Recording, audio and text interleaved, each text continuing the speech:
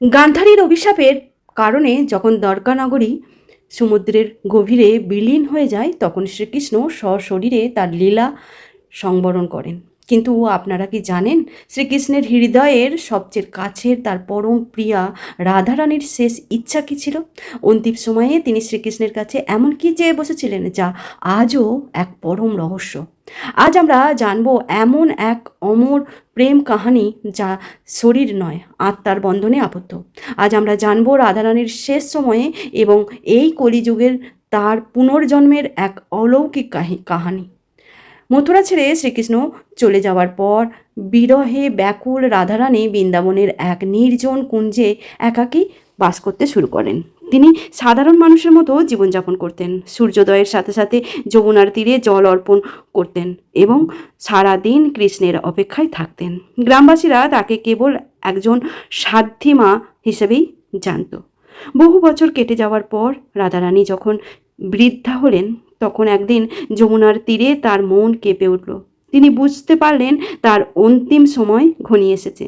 তিনি তুলসীর গাছের পাশে বসে প্রতিজ্ঞা করলেন, স্বয়ং শ্রীকৃষ্ণ সশরীরে এসে যতক্ষণ না তাকে রাধে বলে ডাকবেন, ততক্ষণ তিনি দেহত্যাগ করবেন না। এইদিকে দ্বারকায় বসে এক থাকে শ্রীকৃষ্ণের হৃদয়ের এক গভীর শূন্যতা ভরে উঠল। তিনি অন্তরের টানে সব ছেড়ে ছুটে এলেন সেই নির্জন কুঞ্জে।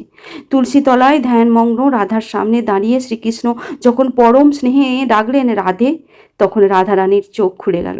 শ্রীকৃষ্ণের হাত ধরে তার চোখের দিকে তাকিয়ে রাধারানী শেষ নিঃশ্বাস ত্যাগ করলেন। তবে যাওয়ার আগে তিনি কৃষ্ণকে বলেছিলেন, প্রভু, যখনই এই পৃথিবী থেকে প্রেমের প্রকৃত অর্থ মুছে যেতে থাকবে, আমি আবার ফিরে আসব। যেখানে রাধারানী দেহত্যাগ করেছিলেন, সেখানে এক অলৌকিক গাছের জন্ম হয়, যা রাধা বৃক্ষ নামে পরিচিত। যুগ কেটে গেল।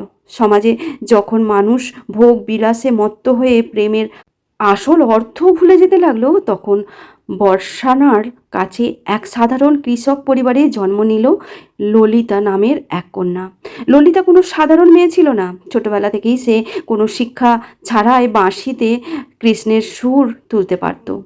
13 বছর বয়সে যমুনার তীরে বাঁশি বাজানোর সময় ললিতা মাটি ফুঁড়ে ওঠা এক অলৌকিক নারী মূর্তি খুঁজে পায়। মূর্তিটি হাতে নিতেই এক দিব্য বাণী শোনা যায়, তুমি ফিরে এসেছো রাধে।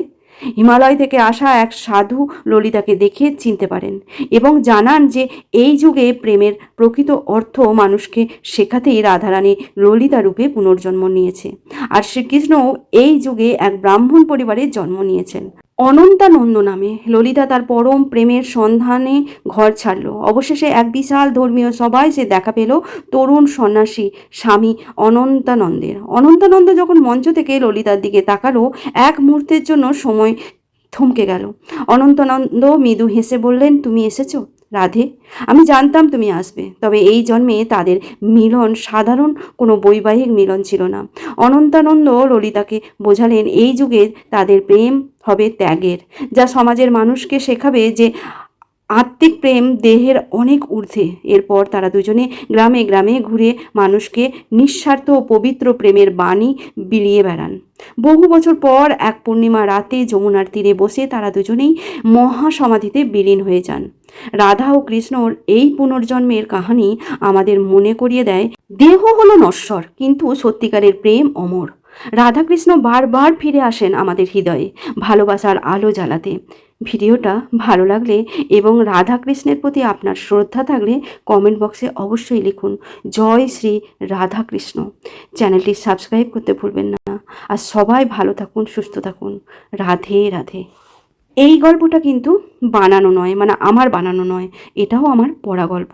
একটা বইয়ে পড়েছিলাম। তবে গল্পটা ভালো লেগেছিল। সত্যি মিথ্যে কিছুই আমি জানি না। যদি সত্যি হয় সেটাও ভালো, আর যদি মিথ্যা হয় তাহলে কিন্তু শেখার অনেক কিছু আছে। ভালোবাসা সবসময় অমর।